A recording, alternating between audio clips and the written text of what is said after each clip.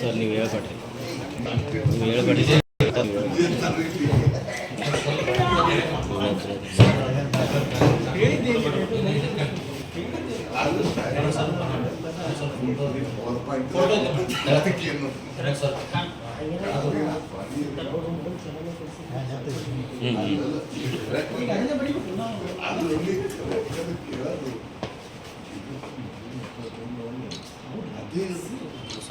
ಒಂಜಾರ ನಗರ ಒಂಜಾರ ಅಲ್ಲ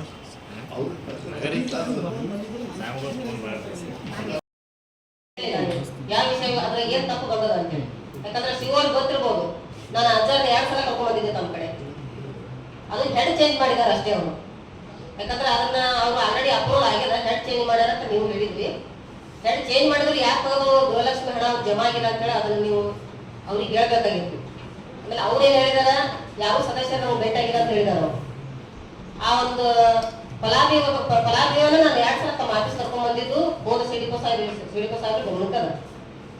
ಯಾಕಂದ್ರೆ ನೀವು ಅಧ್ಯಕ್ಷರ ಹಂಗಾಮಿ ಅಧ್ಯಕ್ಷರ ಮುಂದೆ ಸರಿಯಾಗಿ ಕರೆಕ್ಟ್ ಆಗಿ ಹೇಳ್ರಿ ವಿಷಯ. ಯಾಕಂದ್ರೆ ನಾವು ನಿಮ್ಮೇಲೂ ತಪ್ಪು ಹಾಕೋಬೇಡಿ, ನಮ್ಮೇಲೂ ಹಾಕ್ಬೇಡ್ರಿ. ನಿಮ್ಮ ಆಫೀಸ್ ನಾನು 2 ಸಲ ಕರ್ಕೊಂಡು ಬಂದೀನಿ, ಅದನ್ನ ಸರಿಯಾಗಿ ನೀವೆಲ್ಲ ಕಂಟಿನ್ಯೂ ಮಾಡಿಲ್ಲ ಅಷ್ಟೇ. ಇದರಾಗೆ ಏನದ ಒಂದು ಬಂಕ್ರಿ ಗ್ರಾಮನೂ ತಗೊಂಡಿದ್ದೆ ನಾನು. ನಮ್ಮ ಸದಸ್ಯರು ಸಾಹೇಬ್ ಪಟೇಲ್ ಅವರ ಒಂದು ಭೇಟಿ ಆದಾಗ ಆ ಒಂದು ಫಲಾನುಭವಿಗಳನ್ನು ನಾನೇ ನಿಮ್ಮ ಹತ್ರ ಕರ್ಕೊಂಡು ಬಂದಿದ್ದೆ. ಒಂದ್ 2-3 ಏನದ ನಿಮ್ ಕಡೆಯಿಂದ ಡಿಲೇ ಆಗಿದೆ, ಏನೋ ಸದಸ್ಯರ ಕಡೆಯಿಂದ ಇಲ್ಲ. ಹಾಗಾಗಿ ನಮ್ಮ ಹಂಗಾಮಿ ಅಧ್ಯಕ್ಷರು ಹೇಳಿದಂಗ ನೀವು ಮಾಡಿದ ತಪ್ಪೇನದ ನಮ್ಮ ಮೇಲೆ ಅವರು ಬಹಳಷ್ಟು ಒಂದೇ ತರದಲ್ಲ. ಈಗ ಎಸಿ ರೂಮ್ ಕೂತಾರ ನಂಗಾಯ್ತು, ಪೇಮೆಂಟ್ ತಗೋತಾರ ನಂಗಾಯ್ತು, ಕೆಲಸ ಮಾಡ್ತಾ ಇಲ್ಲ ನಂಗಾಯ್ತು. ಯಾಕಂದ್ರೆ ಸರ್ಕಾರ ನಮಗೊಂದು ಅವಕಾಶ ಕೊಟ್ಟದ ದುಡೀರಿ ಅಂತೇಳಿ. ನಾವು ಸರಿಯಾಗಿ ದುಡಿಬೇಕಂತೀವಿ. ನಮ್ಮ ಶಾಸಕರು ಅವರ ಮಾರ್ಗದರ್ಶನದಾಗ ಸರಿಯಾಗಿ ನಾವು ಕೆಲಸ ಮಾಡಕತ್ತೀವಿ. ಆದ್ರೆ ನಿಮ್ಮಲ್ಲಿಂದ ಏನಾರ ನಮ್ಮ ತಪ್ಪನ್ನ ಹೊರಿಸುವಂತ ಕೆಲಸ ತಮ್ಮ ಕಡೆಯಿಂದ ಆಗ್ಬಾರ್ದು. ಎಲ್ಲ ಅಧಿಕಾರಿಗಳಿಗೆ ನಾನು ಒಂದು ವಿನಂತಿ ಮಾಡ್ಕೊತಾ ಇದ್ದೀನಿ. ಹಾಗಾಗಿ ನಿಮ್ ಕಡೆಯಿಂದ ಏನಾಗಿದೆ ಆ ಒಂದು ಫಲಾನುಭವಿ ಡಾಕ್ಯುಮೆಂಟ್ ಏನ್ ತಪ್ಪು ಕೊಟ್ಟಾರ ಅಥವಾ ನಾವೇ ಮಾಡಿಲ್ಲ ಅನ್ನೋದು ವಿವರವಾಗಿ ಹೇಳ್ತಾರೆ. ಪತ್ರಿಕಾ ಮಾಧ್ಯಮದವರು ಅದ್ರ ಸರಿಯಾಗಿ ಅವ್ರನ್ನ ಪಬ್ಲಿಸಿಟಿ ಮಾಡ್ತಾರೆ. ನೋಡಿದೀನಿ, ಆ ತರ ಲೈನ್ ತೆಗಿದೆ ನೋಡಿಲ್ಲ. ಅಲ್ಲಿ ರೈತರು ಇಷ್ಟು ಸಿಟ್ಟಿಗೆ ಬೈತಾರೆ. ಯಾಕಪ್ಪ ಅಂತಂದ್ರೆ ಹೊಟ್ಟೆ ಲೈನೇ ಇರುವುದಿಲ್ಲ ಅಲ್ಲಿ ಏನು ಪ್ರಾಬ್ಲಮ್ ಅದೇನು ನಿಮ್ಮ ಹೊಸ ಘಟಕದದು ಏನು ಅಲ್ಲಿ ಲೈಮನ್ ಅಂದದು ಅಲ್ಲಿ ತೆಗೆಂಥದ್ದು ಅದಕ್ಕೆ ಅದ್ರ ಬಗ್ಗೆ ನಿಮಗೆ ಒಂದು ಫೋನ್ ಹಚ್ಚಿ ಮಾತಾಡಿದ್ದೀನಿ. ಈಗ ನಾಳೆ ನೀವು ಬಿಲ್ ತೊಗೊಳಕ್ಕೆ ಹೋದಾಗ ಸ್ಟ್ರೈಕ್ ಮಾಡ್ತೀನಿ ಅಂತ ಅಲ್ಲಿ ಜನ ಮಾತಾಡಕತ್ತೆ. ಯಾಕಪ್ಪ ಅಂತಂದ್ರೆ ಅವ್ರು ಬರಲಿ, ನಾವು ಬಿಲ್ಲೇ ತುಂಬುದಿಲ್ಲ. ಯಾಕಂತಂದ್ರೆ ನಮ್ಮ ಕರೆಂಟೇ ಕೊಡೋದಿಲ್ಲ. ನಮ್ಗೆ ಎಷ್ಟು ಪ್ರಾಬ್ಲಮ್ ಅದ, ಬಿಲ್ಲಿಗಾದ್ರೂ ಬರ್ತಾರ, ಕಟ್ ಮಾಡ್ತಾರ ಕಿಶಿಂದ ಅದು ಆಪಾದನೆ ಬರ್ಲಾಕತ್ತದ.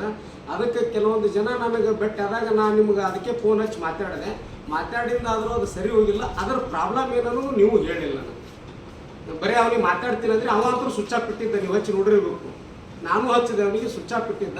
ಅದಕ್ಕೆ ಅವನಿಗೆ ಸ್ವಿಚ್ ಆಫ್ ಇಡಬೇಡ ಅಂತ ಹೇಳ್ರಿ. ಫೋನ್ ಸ್ವಿಚ್ ಆಫ್ ಇಟ್ಟಾಗ ಯಾರಿಗೆ ಕೇಳಬೇಕು? ಈ ಸದ್ ಅಧಿಕಾರಿಗಳ ನೀವು ಬಂದಿರತ್ತೆ, ಈಗ ಎಲ್ಲರೂ ಕೇಳ್ತಾರೆ, ಪತ್ರಿಕಾ ಮಾಧ್ಯಮದವ್ರು ಕೇಳ್ತಾರೆ, ನಾವು ಕೇಳ್ತೀವಿ. ನೀವೇ ಬರಲಿಲ್ಲ ಅಂದ್ರೆ ನಾವು ಯಾರಿಗೆ ಕೇಳಬೇಕು? ಹಂಗೆ ಅವ್ರಿಗೆ ಏನೇ ಅವ್ರು ಅಲ್ಲಿ ಲೋಡ್ ಶೆಡ್ಡಿಂಗ್ ಮಾಡೋರಿಗೆ ಒಂದು ಸ್ವಲ್ಪ ಫೋನ್ ಸ್ವಿಚ್ ಆಫ್ ಇಡಬೇಡ್ರಿ, ಅದಕ್ಕೆ ಉತ್ತರ ಕೊಡು ಅಂತೇಳಿ.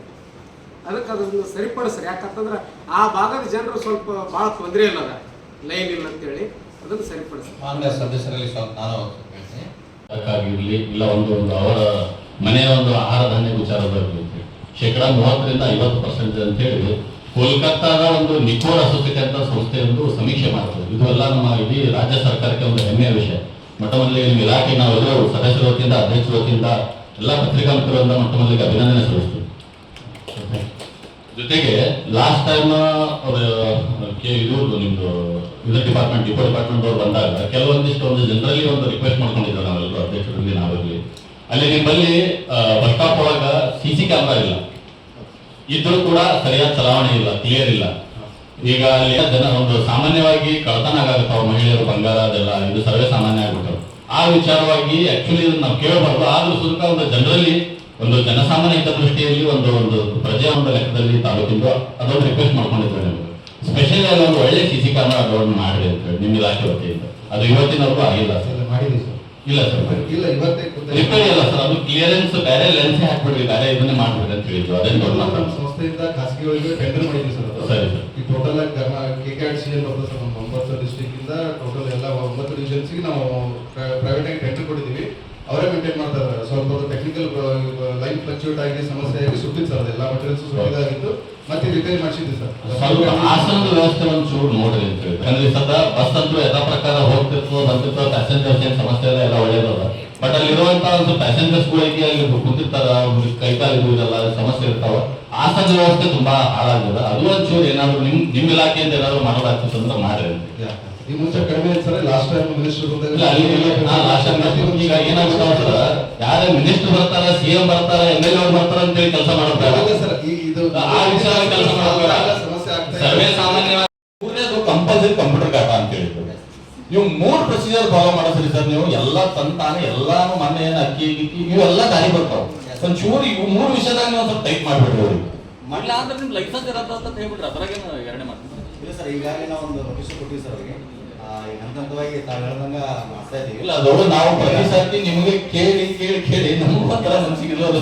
ಈಗ ಅದು ಚೀಟಿ ಪದ್ಧತಿ ಅಂತದಲ್ಲ, ಆ ಚೀಟಿ ಪದ್ಧತಿ ಈಗ ಹೋದ ತಿಂಗಳಿಂದ ಆಲ್ಮೋಸ್ಟ್ ಅಲ್ಲಿ ಈಗ 99% ಕಡಿಮೆ ಆಗಿದೆ. ಹೆಂಗಂದ್ರೆ ನಾವು ಈ ವಿಷಯಗಳನ್ನು ನಾವು ಆಗಾಗ ಚರ್ಚೆ ಮಾಡಿ ನಮ್ಮ ಇಲಾಖೆಯಲ್ಲಿ ಚರ್ಚೆ ಮಾಡ್ತಾ ಇದ್ವು. ಅವ್ರಿಗೆ ಮೀಟಿಂಗ್ ಮಾಡಲಿ, ಸರ್ವೆಗಳಲ್ಲಿ ಕೂಡ ಅವರಿಗೆ ಇನ್ಸ್ಟ್ರಕ್ಷನ್ ಕೊಟ್ಟಿದ್ವಿ. ಬಟ್ ಆದ್ಮೇಲೆ ಈಗ ಹೋದ ತಿಂಗಳಿಂದ ಸ್ಟ್ಯಾಂಡಲ್ಲೇ ಇಲ್ಲ, ಇದು ಯಾಕೆ ಇಷ್ಟು ನಾವು ಕಾಡೋದು, ಇದಕ್ಕೆ ಬೆನ್ನತ್ತದು ಫುಡ್ ಅಂತಂದ್ರ ಮೇನ್ ಇದು ಪ್ಲಸ್. Yes sir. ಇದು ಅಕ್ಕಿ ಗಿಕ್ಕಿ